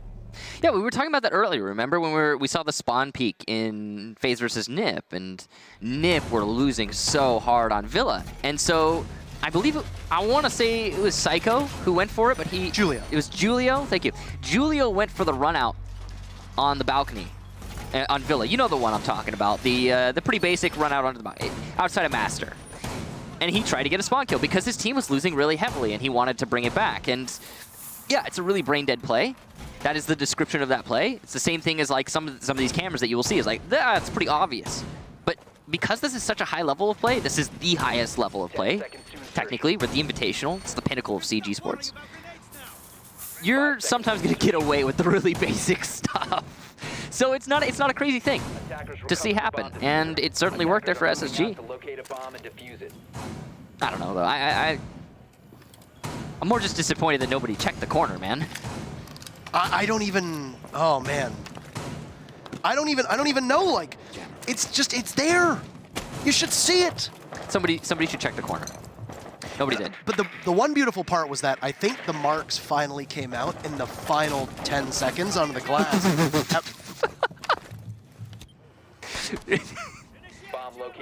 So if you put a bandit jammer, or sorry, a bandit battery on a wall, then a mute jammer, when placed next to it, will be destroyed. I don't know if you guys knew that, but you learn something new every day, and I'm sure now Chala knows that. So. NA jammer, lol. The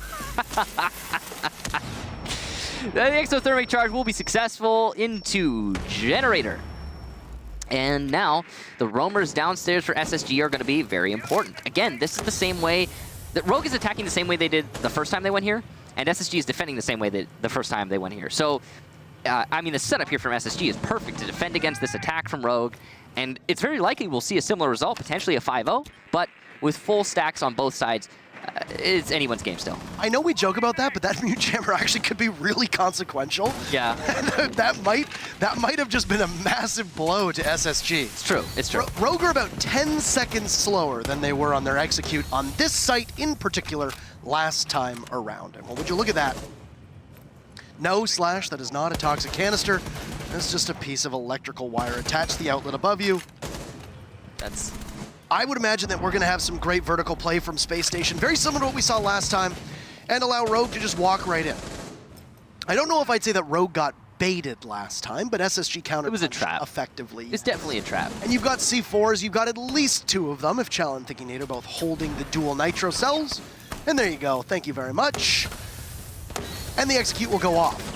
I don't know if that was a smoke canister. That might have fallen through the floor. It was. If that's the case, but vertical, just walking right in. He sees Thinking Nate, goes for a second vertical, warming up. And he's got another body right nearby, but it's Space Station picking up 2 of their own. Eclipse going for a plant, and there's maximum coverage here. Nobody knows. All around the corner, unable to connect. Oh, Rampy picks up Eclipse, looking for another, and they will head for the hills as there's only 20 seconds to go. Bosco playing from below. He's got 2 members of the team to try and stop Slash and easily, but it looks like Rogue might be completely deprived of utility. Oh. There's Redeemer. He's got one in hand, but Slash pulls out the PMM and he'll have to stick in the middle of the site. Very exposed. Timer running out. Rampy pushing on in. Slash will go for it, and he sees one. This is a very winnable position from Rogue. Is he going to be able to grab the other? Bosco's got his back turned to him, and Slash gets down. Space Station with 5 in a row. Bosco needs to find that diffuser. Does he know where it is? He does, and it'll be very, very easy. Michael for Space Station Gaming to get 5 of 5. Oh my. What a recovery. Space Station on fire for the moment. I hate to say it, but that was pretty bad cover there from the Glass inside a generator. Ah, man, there is no world where Rampy is supposed to be take out Eclipse. Eclipse was planting the fuser. He should have gotten that down. It should have been a post plant. The cover should have gotten that frag. It didn't friggin' happen. I don't know. The smoke missing there was pretty bad. It fell through the floorboards because they were opened up by SSG. By the way, very smart for SSG to open up as much of the floor as they did, because it is exceptionally likely that the smokes will fall through, and they did fall through. Because those smokes fell through, there was no cover for the actual plant in generator. Aside from that, they were going for the cover without the smoke, and it just wasn't great. A lot of missed shots happening there from Rogue, and it made for a pretty easy retake for SSG. And denial of the plant initially. I like the attempted clutch from Slash, but he should have been able to cover Eclipse in the initial fight by generator. And that's the truth. Now, missed shots are missed shots, and he has had a couple of them this match, but it's not the end of the world. There's a recovery potential. Come on. The way that Rampy played at the top of White Stairs. Oh, it was great. He misses almost the entire magazine. But he made it work. On Slash, and then manages to one-tap the diffuse planter. Yeah. I mean, he made it work. Eclipse. He made it work, man. That's all that matters. He did, but I mean, I don't know. It's well, okay, Parker. It's a story of Slash played it poorly. And he played it worse than Rampy, who also played it poorly. I said it the other way around. But let's play the game. How many bullets can we both miss in one shootout? I think I'll go first. Technically, Rampy missed more bullets because he has a fully automatic weapon with more ammo in the magazine. But in the end, Rampy he made it work. So that's all that matters, I guess. Yo, this could be an easy kill here for Slash, as he's looking on the angle where Rampy is playing. Rampy's been peeking on these corners quite a lot, actually. There's potential for a frag, but ooh, more of those missed shots. Unfortunate. This is Rampy flirting with disaster. Yeah, it's really dangerous. There you go. That asphyxiating bolt is going to land. Hey. Beautiful execution, Rogue. That's an easy clap there for Rogue to be able to get that, and that's what you were looking for to break tower open the last time you attacked here. Yeah, that's their best attack so far on this site. Already having T3 control. Whether or not they have anyone in T3, it's definitely in the attacker's favor now. There's no way a defender's going to be able to get up there through the ladder. They're also looking for T2. Almost got the smoke of Bosco lingering in that position. The Firebolt's going to not do any damage, but prevent the peek at the very least. He's looking for the angle. Hello? He's looking for the angle. He's looking. Hello? Oh! Oh, no! Easily, no! No, not like this! Oh, man. So, okay, equalize thanks to Bosco's excellent gunplay and Easley's lack thereof. Chala has rotated over to dorms, and he's looking to get some people on rappel. It's going to be a difficult angle to play. It doesn't look like anybody's really exposed to him right now. But no, I spoke too soon. Chala will take down vertical on that rappel. So Rogue, again, lingering outside. And they're going to finally go in, looks like, for T3 control. Ooh, a free kill given away thanks to Thinking Nade.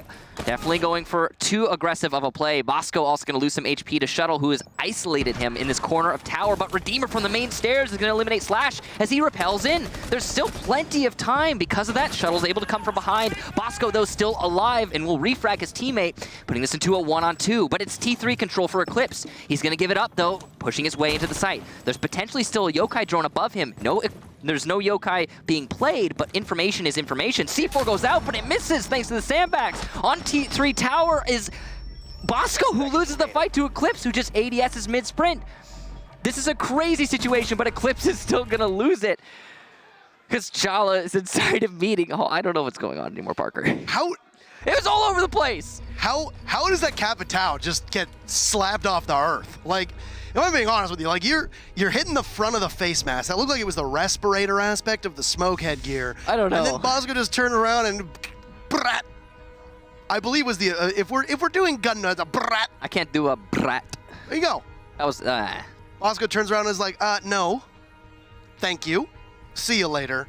And now Space Station Gaming are up 6-0. That last round, I was all, dude, it was a mess. There was no momentum to that round. It was constant back and forth. And there were so many situations where I thought one team was going to take it or the other team was going to take it. And there was no real reason why, nothing sensible, at least, contributing to either team taking it. It ended up being SSG, but could have been anybody. And almost all of those kills were thanks to a mess happening.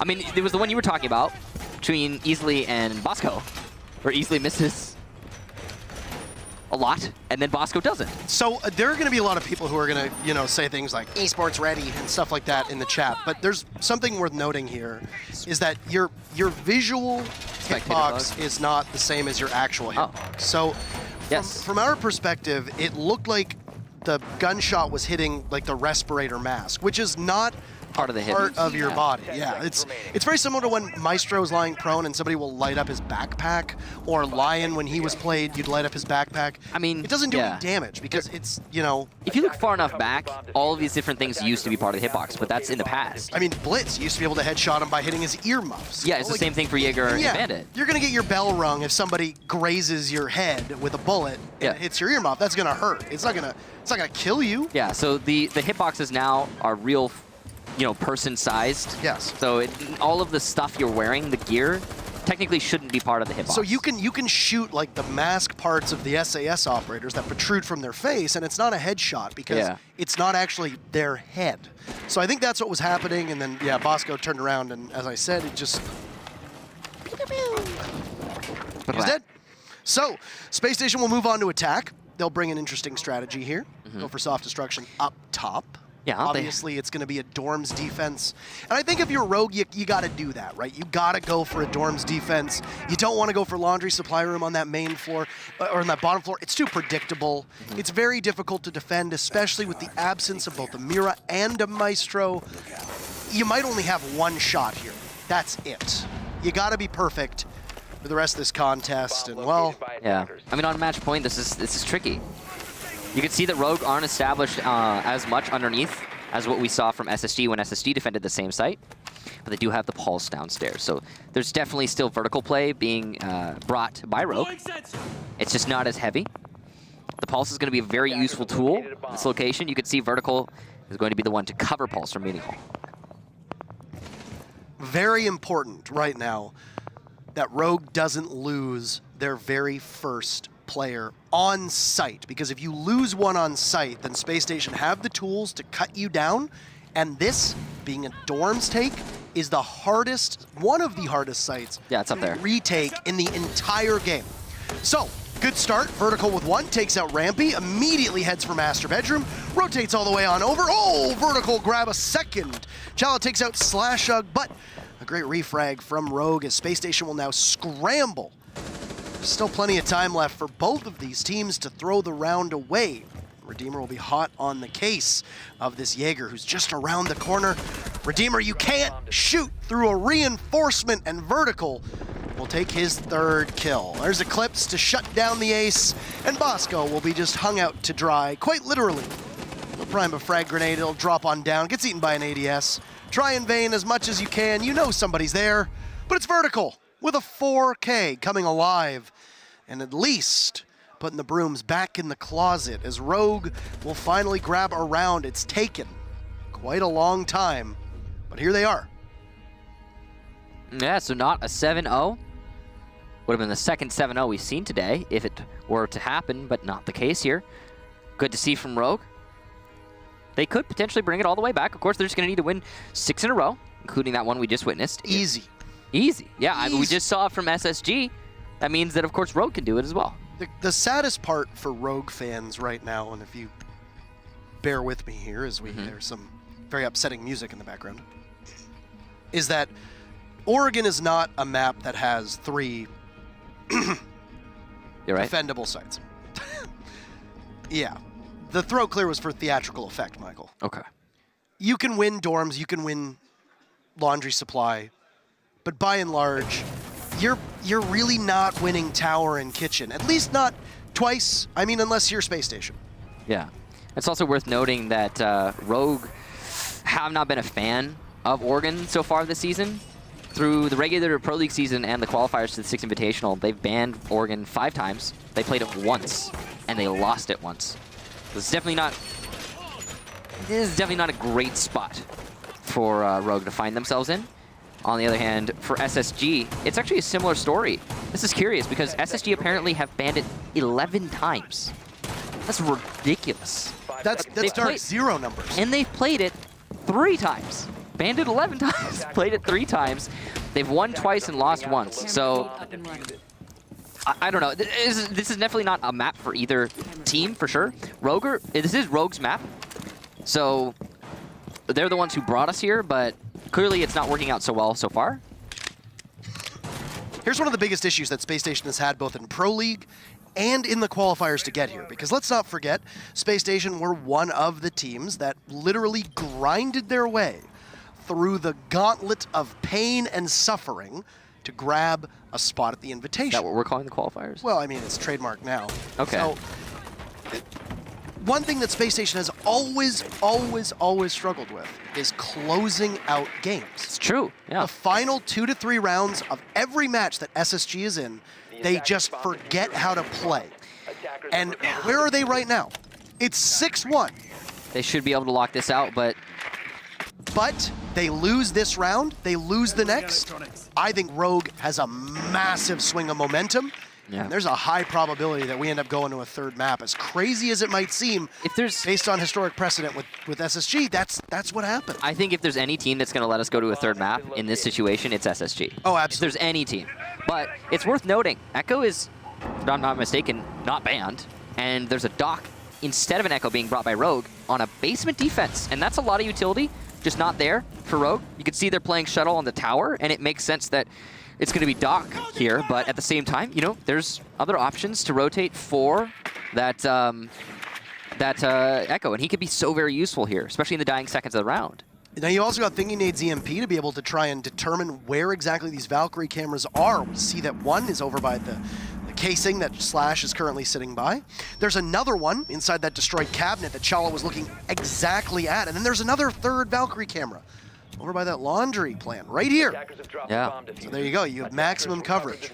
That one's mostly for sound. I mean, you can tell someone's on top, but otherwise you're going to be able to just call out the plant based on the sound alone. Shuttle inside a meeting hall is going to go down to Bosco. Here's the 2nd smoke total for SSG, and this looks to be a fake. Just trying to bait out some C4 if there is any.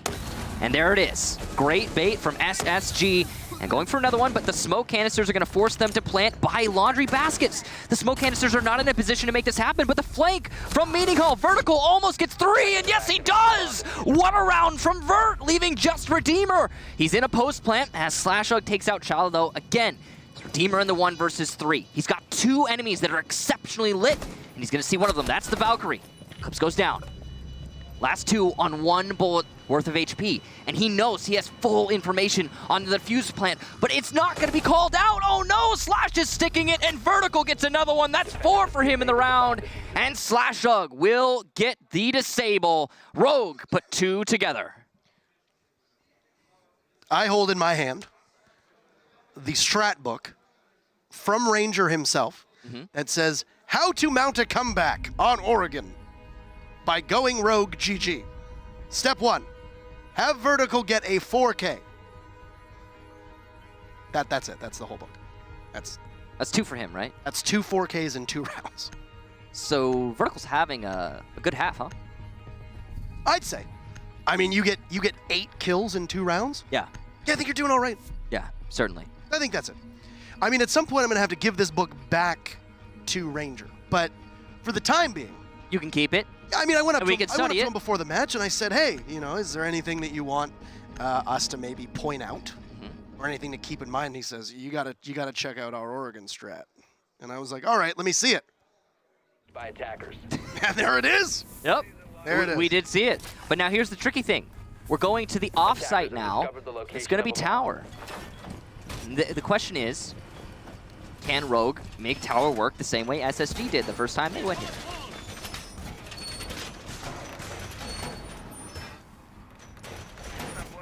I feel like this is the time in like every movie. I feel like there's a time in like every movie where like your life flashes before your eyes, and I feel like SSG is just having like all these thoughts of making it to the next round. Yeah. Interspersed with like flashbacks to every game that they have basically thrown when they've been sitting on match point. They've thrown a lot of matches. They have, and it's why they have so many draws in Pro League. 4, as a matter of fact. That's a lot. That's a lot of draws to have, and I don't know. I'm hoping for. Wow, was that a miss? Did that land on T3, or am I mistaken? No, I think it landed on the beam actually. Did it? I didn't. No, it did. It landed on T3. I mean, all right. Whoops. Valkyrie's reach is not where it used to be. Yeah, she cannot throw those further than any human alive. Yes. Anymore. Rampy going to be pushing his way in from the west side, and he's already cleared into Cafeteria. This is the best chance the space station is going to get for this first half. They came really close on Laundry Supply Room. I got to say that much. Yeah. They came real close. Redeemer was just starved for info. That was really what it boiled down to, right? Yeah, absolutely agreed. Yeah. There's been a couple of instances, though, where SSG have had players starve for info. And you can see here on defense, that's not been the case for Rogue. They've got those Valkyrie camps in great positions, and because of that, Vertical's going to get essentially a free kill. He goes for a second one, but no 4K for you this time, Michael. Vertical. The game plan is being countered. Throw the book out. Vertical is down. I repeat. Vertical is down. No 4K here. This is the time for step 2. Slashug gets a 4K? Somebody's got to get one. All right. Still opportunity here. Worth noting that Vertical did all that himself. He had the Valkyrie camera on the ceiling fan. That was above the. All right, that's a wonderful way to go down the ladder. Yeah, it is. But still, I'm not confident what Space Station has going for them. I am not confident at all either. They lost their only set of smokes. Yeah. They lost their disruption with the logic bombs. They have very minimal map control, if any at all. They are not playing very... I mean, they're not playing for much control at all right now. Challenging the Bandit, not winning that fight. You will eventually get it, but it's actually Thinking Nade who gets that 2 down, I believe. Or no, there you go. 1 for Thinking Nade, 1 for Bosco, actually. This is going to be a lot of trouble for Slash playing at the top because that ACOG is going to do great work from long ranges, but you're going to have to push the Doc into a position where he's going to have to hit the deck. Yeah. You're going to rely so much on Eclipse being able to get back into the site, and if you've got somebody there on flank watch, which there is, you're going to leave Slash all alone. And there you go, Slash will literally need the 4K, Michael, in order to give Rogue the victory here. Plant going down from Redeemer, and there's going to be no contest. Slash will drop, just barely make it, and cut down to size. No stim pistol, no pickup. And they will shake off the curse